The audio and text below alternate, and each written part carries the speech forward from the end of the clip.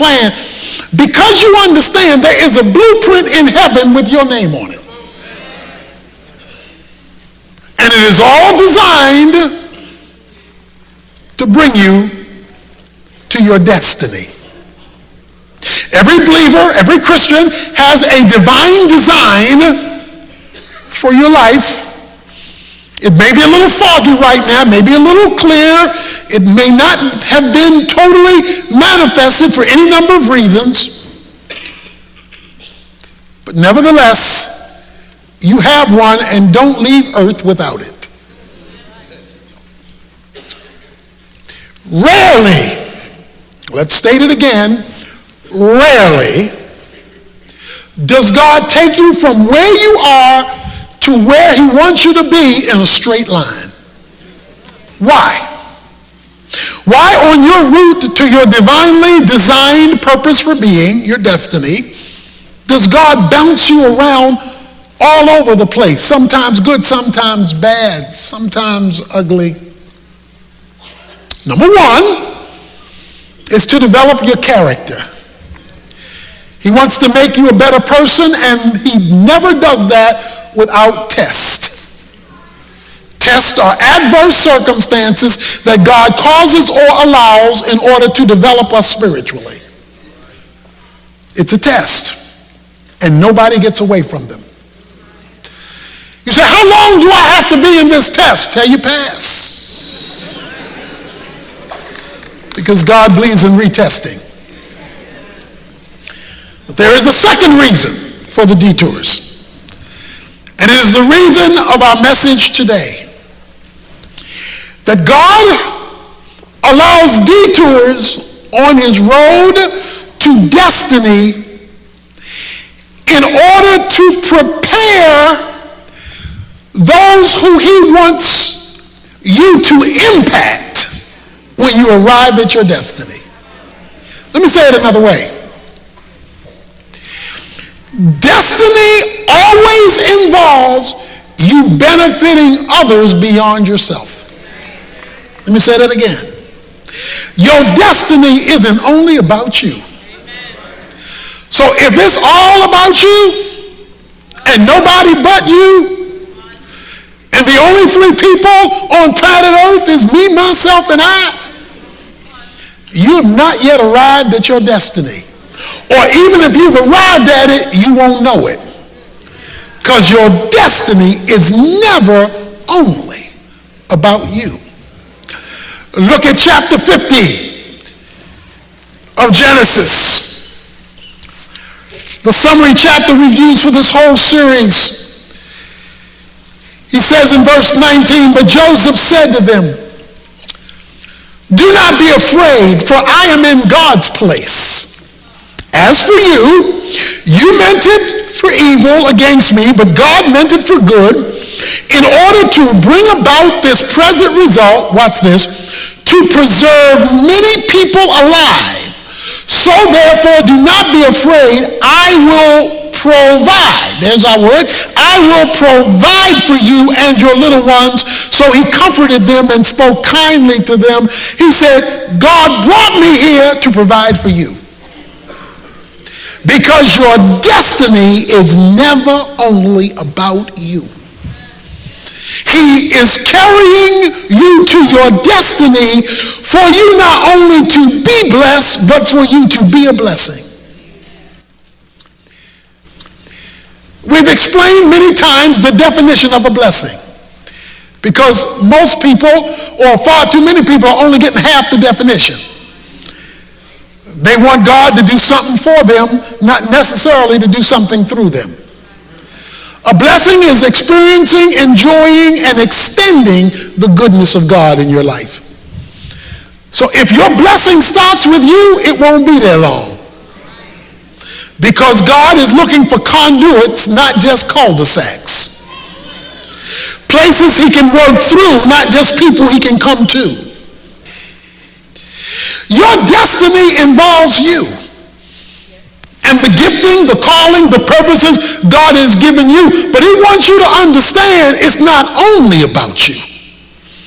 Because you're citizens of another country, of another kingdom, if you will. You represent another king, and he wants his anthem played. He wants you to know you're part of something bigger. Now, don't get me wrong. I'm not hating. I know that you want God to do something to you, for you, in you. You want God to bless you in a certain way. You want him to change something in your life, better something in your life, improve something in your life, reverse something in your life. I know you need God for you. But your destiny cannot only be for you. He says, God brought me to this place to provide for you. In other words, he had somebody else in mind when he was bringing me my destiny. So here's how it works. There are two reasons why you can delay your destiny, where God wants to take you. One reason is you have not passed the test. You keep failing the test, so God can't move you to the new grade because you haven't passed the test from the previous grade. So you keep failing the test, so he has to keep retesting, so that can delay your destiny. Or you're so selfish, I'm so selfish, we're so self-centered that he can't use us for the benefit of somebody other than us. And if he can't work through you, because you only want him to work to you, that can delay the arrival of your destiny.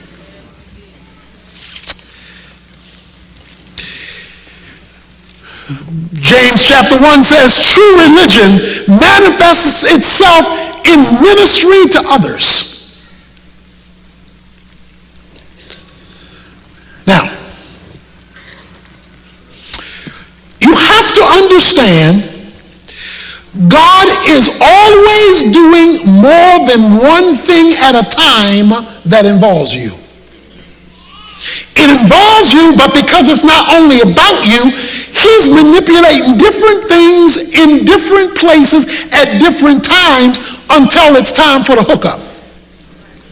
He's doing something over here that you don't know anything about. All you know is what you're dealing with right now. Turn to chapter 41. Let's back up and come forward again. In chapter 41, let's back up to chapter 40, verse 23. Remember, in the Bible, there were no chapters written. We added chapters in order to be able to find things quickly. So you can kind of just read straight through, particularly the stories in the Bible. The verse 23 of chapter 40 says, yet the chief cupbearer did not remember Joseph, but forgot him. Here Joseph is in prison. He interprets the cupbearer's dream. He tells the cupbearer, remember me to Pharaoh. And the cupbearer forgets him. Have you ever been in a situation where it looked like God was answering your prayer and the reverse happened?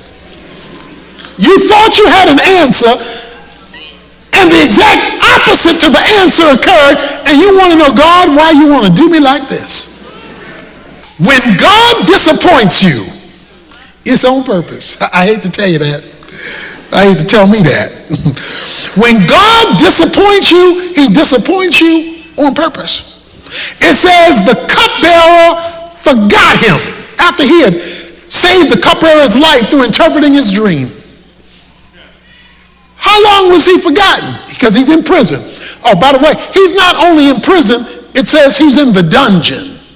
The dungeon was the hole underneath the prison. So he's not at the bottom, he's beneath the bottom.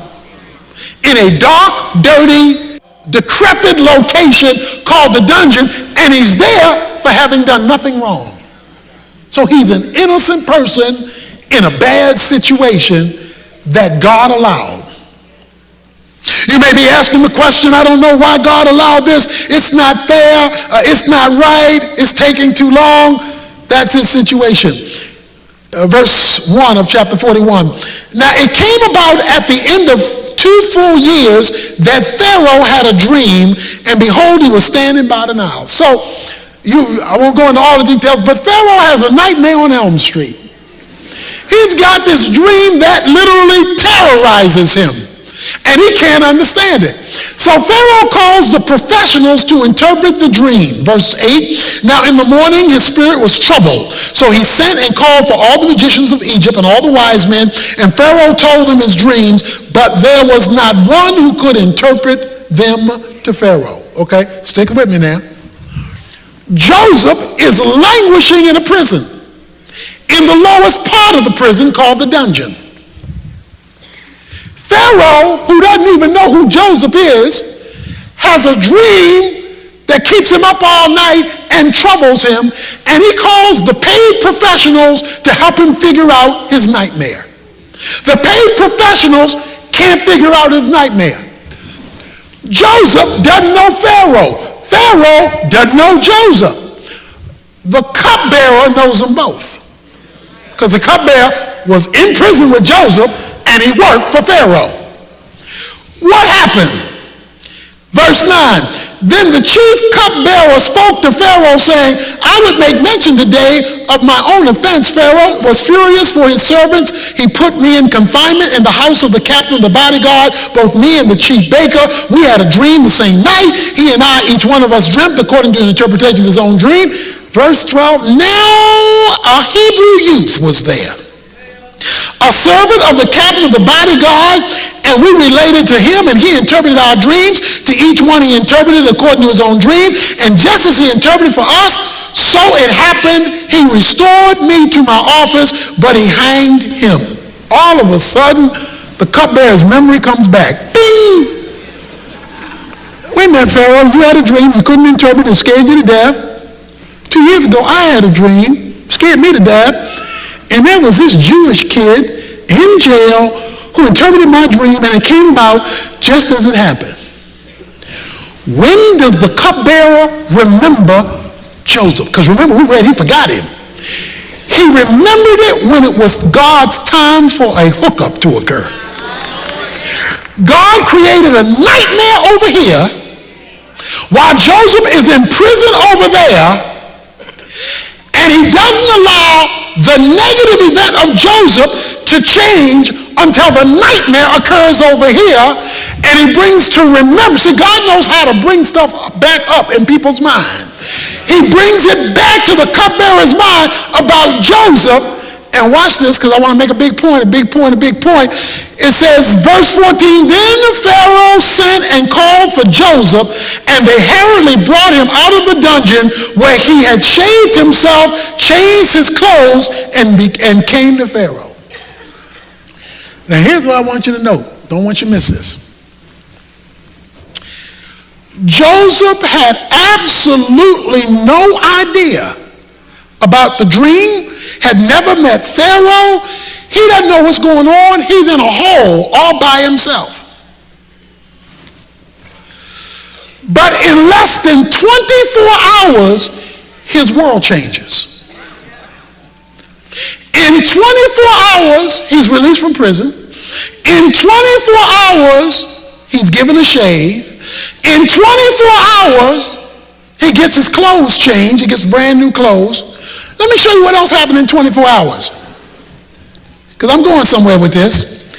Chapter 41, after he interprets the king's dream, verse 41 of chapter 41, Pharaoh said to Joseph, see, I have set you over all the land of Egypt. Then Pharaoh took off his signet ring from his hand and put it on Joseph's hand and clothed him in garments of fine linen and put the gold necklace around his neck. It says, and then he rode him on the second chariot, verse 43, and they proclaimed before him, bow the knee, and he set him over all the land of Egypt. All this happened in 24 hours. Okay, let's review. Because let's see some of you saying, where are you going with this? Where are you going with this? I'm going somewhere. He's in jail. He's forgotten in jail. He's in the lowest part of the jail. He's at the bottom. He doesn't know Pharaoh. He doesn't know about the dream. He doesn't know about anything. All he knows is that the cupbearer who I helped forgot me. All of a sudden, somebody comes opening the cell door, says, here's a Gillette razor, shave. Here's some nice clothes, change, take a bath. You go doing before him? Because we need your gifting. We need what God has given you, because the professionals can't do it. So he took his gift that he only got to use in jail. He took the gift that he used in jail, and now he's using it at the White House. He interprets Pharaoh's dream, and what does Pharaoh do? Give him a signet ring, puts a gold chain around his neck, gives him his own wardrobe, gives him his own limousine service, a chariot, makes him second in command, and now everybody in Egypt is bowing their knee to Joseph. This is in 24 hours. Now, why am I telling you that? I'm telling you to let you know that when God is ready to move, it don't take long. When he's ready to change your situation, he can do it suddenly, immediately, out of nowhere. Where that come from? Wow, bam, boom. That God could come. So don't get upset that you don't see anything because you're in a dark dungeon. Because God is doing something over here that you don't know the first thing about until it's time for God to create a hookup. Now, because see, that's not the point of the sermon. But see, y'all like that part of the sermon. Because see, Joseph got bling now. Joseph is the man now. Joseph is living large now. Joseph has been blessed with stuff, having used his gifting, and now he is out of the pit and in the palace. The problem today is most people are satisfied with that definition of blessing. I got more stuff, better job, more money, better car, nicer clothes, nicer house. Remember, your blessing includes you, but it's not only about you. Look at chapter 45. The story continues. He's now with his brothers. He's forgiven his brothers. And remember that forgiveness is easy when you know God is using it. And here's what he says to his brothers who've been now faced with Joseph, who's now over them. Verse 5 of chapter 45. Now do not be grieved or angry with yourselves because you sold me here, for God sent me before you to preserve your life. Watch this now. You sold, and while you were selling, God was sending. You see that? You were selling me, and God was sending me. You thought you were getting rid of me, and God was preparing to use me. You thought you were messing over me, and all you were doing was blessing me. If they would have known that their brother was going to wind up being their provider, they would have never sold them. But God let them sell them so that God could send them in order to preserve them. He says God did this to preserve life. Verse 6. For the famine has been in the land these 2 years, and there are still 5 years in which there will neither be plowing or harvesting. Here it is. God sent me before you to preserve you, a remnant in the earth, and to keep you alive by a great deliverance.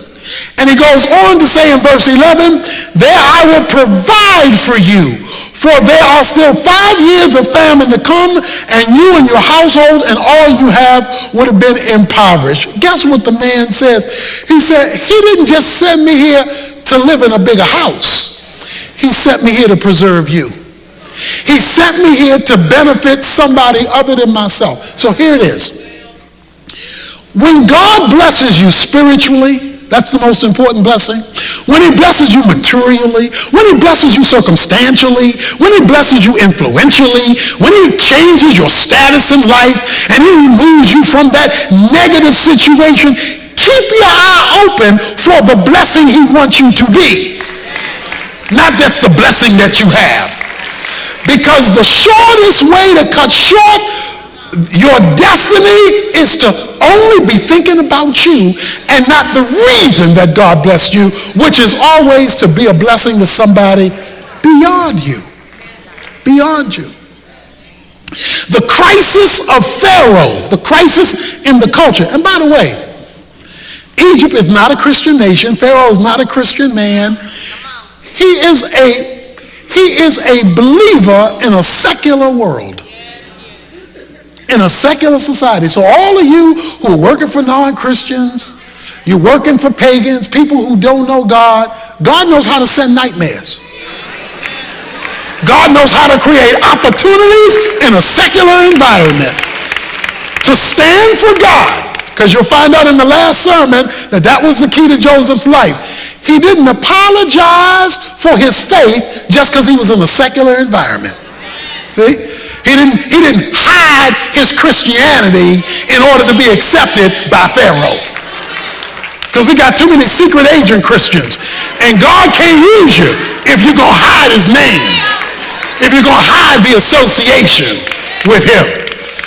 And so now it's opened up. Now this opportunity to be a blessing has been exposed. I began to do some research.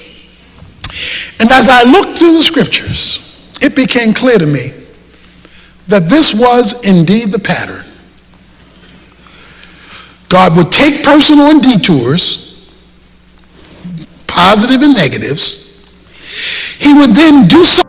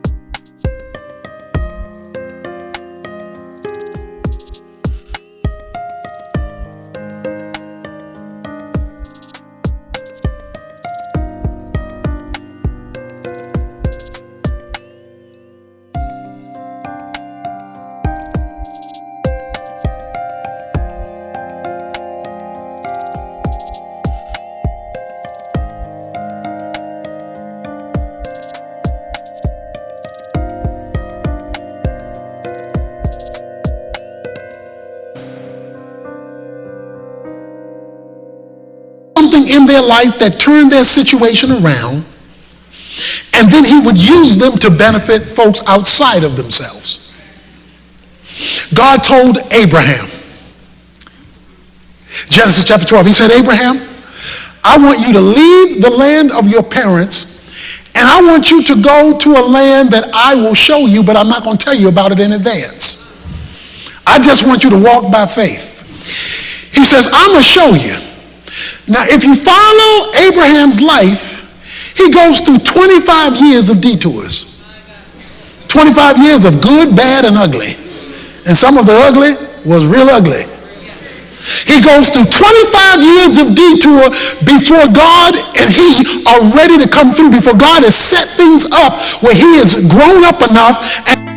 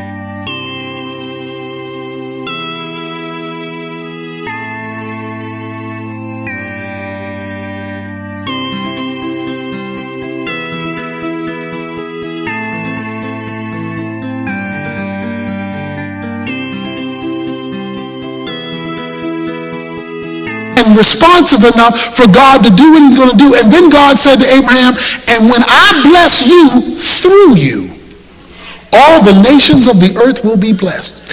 He says, I got a big plan for you, but you're not ready for it yet. It's going to take you 25 years for you to be ready for what I want to do with your life. But when you come around and grow up and begin to respond to me like I want you to respond, I'm going to work through you. And when I do my thing through you, it's going to blow your mind, because it's going to touch the whole world. God's got a world for you to touch. How would a little boy know that giving Jesus sardines and crackers would give a Moby Dick sandwich to 25,000 people? Because when your destiny is given to Jesus' hands, he's not only going to use it to fill you up, he's going to use it so you can be a blessing to others. So don't be fat